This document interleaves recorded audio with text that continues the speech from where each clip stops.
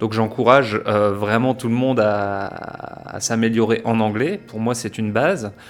Mais je pense pas qu'il faille essayer de créer un débat en disant c'est soit le français, soit l'anglais. Moi-même, donc le français est ma langue maternelle, je parle anglais couramment, je parle allemand couramment, et c'est une richesse de pouvoir compter sur plusieurs langues étrangères.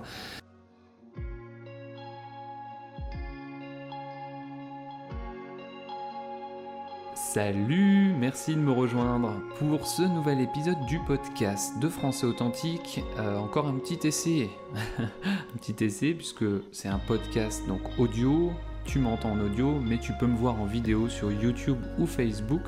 C'est le même contenu. J'ai posé ma caméra, je me filme.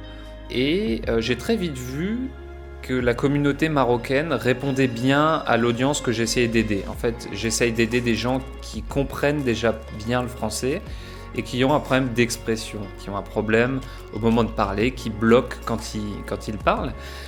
Et ça, ce message a touché beaucoup de monde au Maroc, en fait. Je pense que c'est lié à notre histoire commune et au fait que le français est très important ici.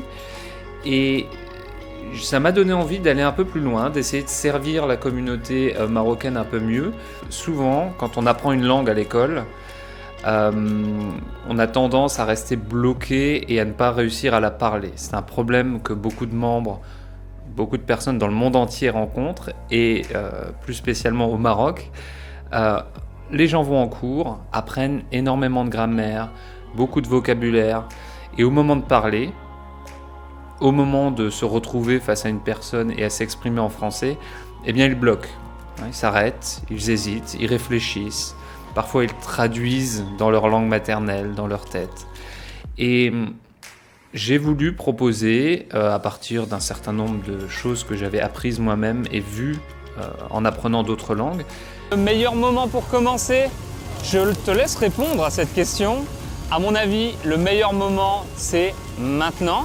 La bonne nouvelle, c'est que tu peux commencer à travailler avec nous dans l'Académie marocaine.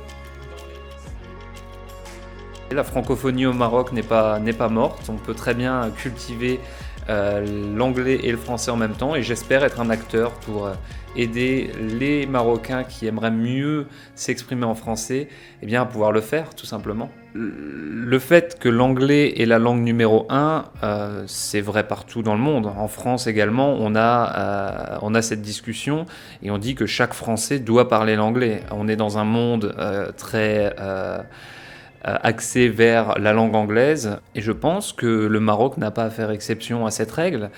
À mon sens, les deux langues sont super importantes pour la jeune génération marocaine, et je vois pas pourquoi on devrait les opposer. Donc apprenez le français, apprenez l'anglais, ça vous aidera dans votre vie à mon avis.